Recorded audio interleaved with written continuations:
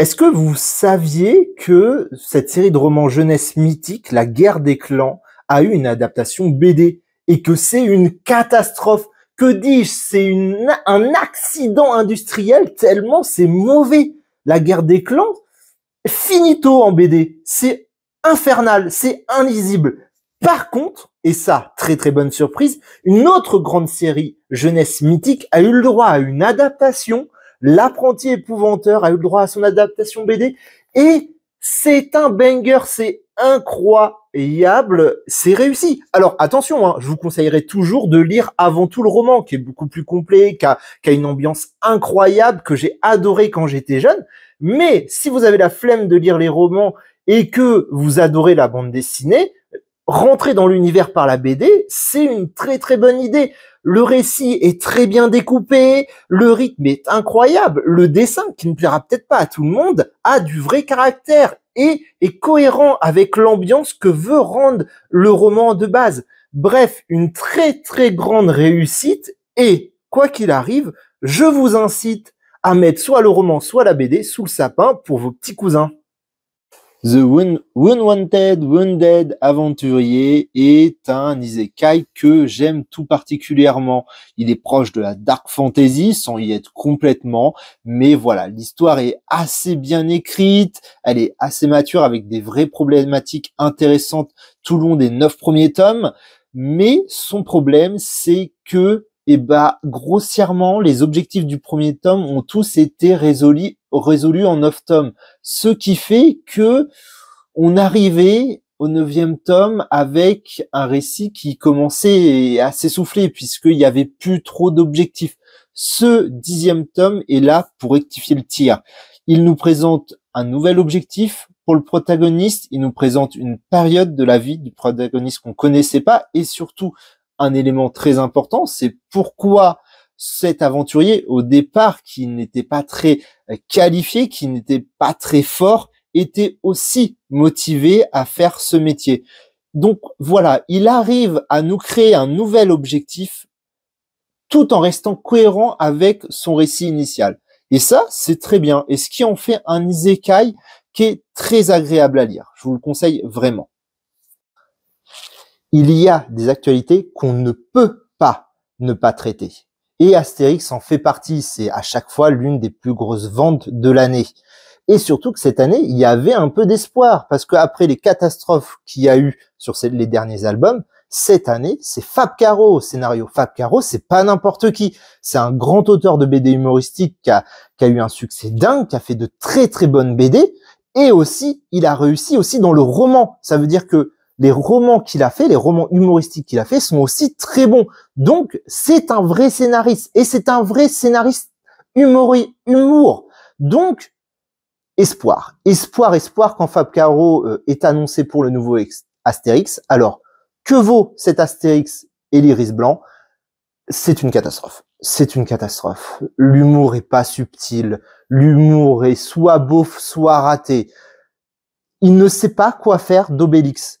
Obélix a jamais été le personnage le plus consistant de la série, mais là, on sent que l'auteur ne savait pas quoi faire d'Obélix.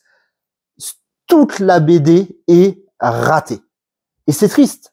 Est-ce que c'est parce qu'il y a un cahier des charges pour faire un Astérix, ou est-ce que Fab Caro a été trop ambitieux et a voulu faire vraiment un grand Astérix et s'est planté? Ça, on le saura jamais. En tout cas, on voit que le résultat, et le résultat, comme à chaque fois, il est malheureusement mauvais. Est-ce qu'il y a de l'espoir? Est-ce que cet Astérix est quand même, on peut se dire, ah, ils ont pris Fab Caro a essayé de faire quelque chose, et donc il y aura peut-être de l'espoir, on va peut-être avoir des choses meilleures dans l'avenir. Ça fait 3 fois. Ça fait 3 fois. Avec lui, ça fait 3 fois que j'ai envie de dire qu'il y a de l'espoir, qu'il y a des blagues qui marchent et tout ça. Mais j'ai l'impression qu'il y a un blocage quelque part avec les auteurs d'Astérix qui fait qu'ils n'arrivent pas à passer à la vitesse supérieure. Et pour moi, en tout cas, hein, je vais vous dire, moi, ce qui ne va pas avec les 3 derniers Astérix, donc en comptant celui-là. Et je pense que c'est sur cet axe qu'il faut que les auteurs s'améliorent, c'est qu'ils veulent être trop près de l'actualité. L'humour des premiers Astérix est assez universel. Là, il y a des vannes, il y a des références. Dans 5 ans, plus personne les a. Parce que c'est pas de l'humour universel. Parce que c'est de l'humour de situation. Vraiment. Ils essayent de faire de l'humour avec de l'actualité. Déjà, un, ils y arrivent pas, et c'est triste. Et deux, c'est un humour qui a une date de péremption. Il faut qu'ils arrêtent ça. Bref, cet Astérix, c'est encore une fois un ratage. C'est pas grave. Il va se vendre. Je veux dire, beaucoup de gens n'achètent que le Astérix. Le seul idée de la BD qu'ils ont, c'est l'Astérix. Donc, quand tu sais pas ce qui est de qualité, eh ben, tu peux pas dire qu'il est mauvais puisque tu bouffes que ça. Donc voilà, c'est pas grave. Moi, ce que j'aime bien avec l'Astérix, c'est que je peux dire que c'est nul, j'en vends quand même. Je veux dire, ça, mon avis n'a aucun impact sur les ventes d'Astérix dans la boutique. Donc voilà, les gens, au final, font ce qu'ils veulent. Nous, on a notre conscience pour nous. On leur dit leur vérité, la vérité. Et honnêtement, hein, il y a plein de clients qui reviennent et qui me disent, ah ouais, effectivement, encore une fois, l'Astérix, il était nul. Hein. Donc, bon, c'est pas grave, le nouvel Astérix est sorti. Comme d'habitude, il est nul. Il y a plus ou moins aucun espoir d'avoir un Astérix bon. En vrai, bonne journée. Bonjour, je ne vais pas vous étonner si je vous dis que avec mes 471 heures sur Cyberpunk 2077, c'est un jeu que j'aime beaucoup. Et j'ai de la chance, c'est que comme à la base, c'est un jeu de rôle, il y a évidemment moult choses à faire, et évidemment des BD. Et c'est ce qui sort en ce moment aux éditions Panini. Il y a plein de BD Cyberpunk 2077 qui sortent. La dernière vient tout juste de sortir, et comme d'habitude, elle est incroyable. C'est le même scénariste que le scénariste qui vous a fait pleurer avec la série Netflix, donc vous vous doutez bien qu'on est sur du qualitatif. Là, on suit un jeune fabricant de DS qui travaille pour une corpo, qui en a marre, qui se fait exploiter et qui va avoir comme d'habitude à Night City, une petite lueur d'espoir. Mais vous connaissez la cité des rêves, elle broie plus qu'elle sauve. Encore un coup de génie dans cet univers de Cyberpunk 2077. C'est tout ce qu'on aime. Cette BD, c'est tout ce qu'on aime de Night City. Encore une fois, j'adore Cyberpunk. Il me le rend bien avec toujours des histoires incroyables qui sont pas. C'est ça qui est bien avec cet univers, c'est que rien n'est manichéen et surtout, il y a toujours des gagnants et comme dans la réalité, les gagnants, c'est toujours les corpos. Killing Me, Killing You, un petit manga confort, tout cosy. On va suivre 2 immortels qui ont obtenu leur pouvoir après qu'une météorite est tombée sur la Terre et détruit pratiquement l'intégralité du monde. On va les suivre dans une quête un peu spéciale puisque c'est 2 jeunes gens qui sont complètement à la fois détruits eux aussi par tout ce qui s'est passé, par ce monde qui n'est plus lui-même, décide de chercher un moyen de se suicider. Sauf que quand on est immortel, c'est ultra compliqué et leur voyage s'annonce très très long. Parce que oui, on parle pas d'une petite immortalité, on parle d'une immortalité genre je les balance dans un volcan, ils survivent.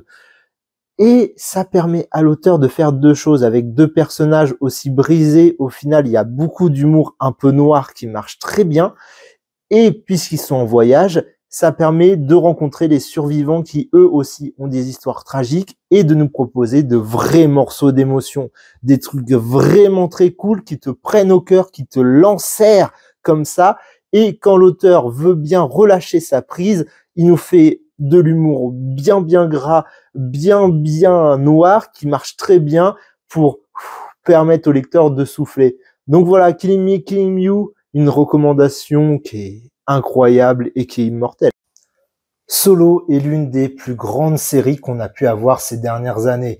Elle est incroyablement belle, elle est incroyablement bien écrite, elle est parfaite en tout point. Et ça, je peux l'affirmer parce que son dernier tome vient de sortir. Le tome 6 sort enfin et c'est une masterclass absolue. On retrouve tout ce qui a fait la grandeur de la série, une écriture incroyable, une histoire sans concession, des questionnements et des thématiques ultra intéressantes. Bref, Solo fait partie de mes séries préférées de ces dernières années. Si c'est impossible de faire ce genre de top, mais on peut être sûr que certaines séries seraient dans ce top. Et Solo en fait partie. On en reparlera encore longtemps. Ce tome clôt énormément de choses. Évidemment, l'auteur se permet un petit arc ouvert au cas où il veut faire un 3e cycle. Mais pour les fans de la première heure, on clôt enfin quelque chose. Et c'est magnifique, c'est incroyable. Ça a été d'une très grande émotion parce que comme encore une fois, l'histoire est sans concession. Bref, Solo, c'est la série que vous devez lire. Absolument.